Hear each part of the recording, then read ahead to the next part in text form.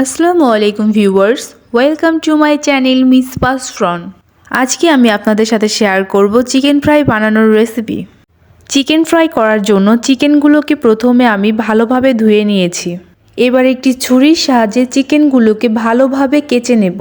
এভাবে যদি চিকেনগুলো কেচে নেওয়া যায় তাহলে চিকেনের ভিতরে মশলাগুলো ভালোভাবে ঢুকতে পারবে।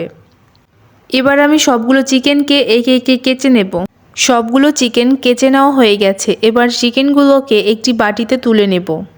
তুলে নেওয়া চিকেনের ভিতরে পেঁয়াজ বাটা, আদা বাটা, রসুন বাটা, পরিমাণ মতো নুন, soya sauce, tomato sauce, chaat masala, garam masala, মরিচের গুঁড়ো, গোলমরিচের গুঁড়ো, হলুদের গুঁড়ো, লেবুর রস ও একটি ডিম ফেটিয়ে চিকেনগুলোকে ভালোভাবে মেখে নেব। একটু সময় নিয়ে চিকেনগুলোকে ভালোভাবে মেখে নিতে হবে যেন চিকেনের ভিতরে মশলাগুলো ভালোভাবে ঢুকতে পারে। চিকেনগুলো মাখানো হয়ে গেছে। এবার চিকেনগুলোকে 10 থেকে 15 মিনিটের জন্য ম্যারিনেট করে রাখবো। 10 থেকে 15 মিনিট চিকেনগুলোকে ম্যারিনেট করার ফলে চিকেন থেকে যে এক্সট্রা গ্রেভি বের হয়ে এসেছে সেগুলো থেকে চিকেনগুলোকে তুলে রাখবো। এবার একটি বাটিতে চালের গুঁড়ো, ময়দা, পরিমাণ মতো নুন, জিরের গুঁড়ো, মরিচের গুঁড়ো, হলুদ গুঁড়ো দিয়ে ভালোভাবে মিশ্রণটিকে মেখে নেব। এবার আগে থেকে তুলে নেওয়া চিকেনগুলোকে মিশ্রণের ভিতরে দিয়ে চিকেনগুলোর গায়ে মিশ্রণটি ভালোভাবে লাগিয়ে নেব। যেহেতু আমি চিকেনগুলোকে ভালোভাবে কেচে নিয়েছি তাই কেচে নেওয়া চিকেনের ভিতরে মিশ্রণটি ভালোভাবে লাগিয়ে দিব। আমি চিকেনগুলোকে ক্রিস্পি করার জন্য এখানে চালের গুঁড়া ইউজ করেছি। আপনারা পেঁয়াজু, বেগুনি, আলুর চপকে যদি মচমচে করতে চান তাহলে এইভাবে চালের গুঁড়ো ইউজ করতে পারেন। এভাবে আমি সবগুলো চিকেনের গায়ে মিশ্রণটিকে লাগিয়ে নিব। সবগুলো চিকেনের গায়ে মিশ্রণ লাগানো হয়ে গেছে। এবার চিকেনগুলোকে আরও বেশি ক্রিস্পি করার জন্য চিকেনগুলোকে সাদা পানির ভিতরে ডুবিয়ে আবার মিশ্রণটি চিকেনের গায়ে ভালোভাবে মাখিয়ে নিব। এখন আমি সবগুলো চিকেনকে ভাজার জন্য এভাবেই তৈরি করে নেব। আপনারা চাইলে চিকেনটিকে পানিতে নাও ভিজাতে পারেন, তবে ভিজালে ভালো হয়। চিকেনগুলোকে ভিজিয়ে নিলে তা দেখতে রেস্টুরেন্টের চিকেন ফ্রাইয়ের মতো মনে হয়।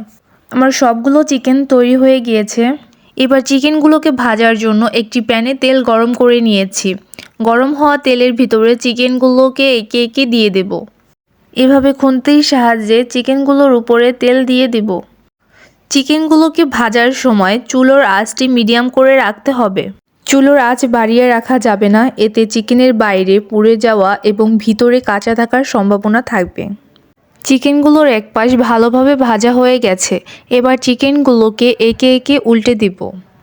এবার চিকেনগুলোকে আরেক পাশ ভালোভাবে হওয়ার জন্য কিছুক্ষণ রেখে দেব। চিকেনগুলো ভালোভাবে ভাজা হয়ে গেছে। এবার চিকেনগুলোকে একে একে নামিয়ে নিব। দেখুন চিকেনগুলো দেখতে কেমন ক্রিস্পি হয়েছে। বাকি চিকেনগুলোকেও আবার তেলের ভিতর একে একে দিয়ে দেব। আমি সবগুলো চিকেনকে আগের চিকেনগুলোর মতো করে ভেজে নেব। আমি চিকেনগুলোকে একটু ডুবো তেলেই ভেজে নিচ্ছি।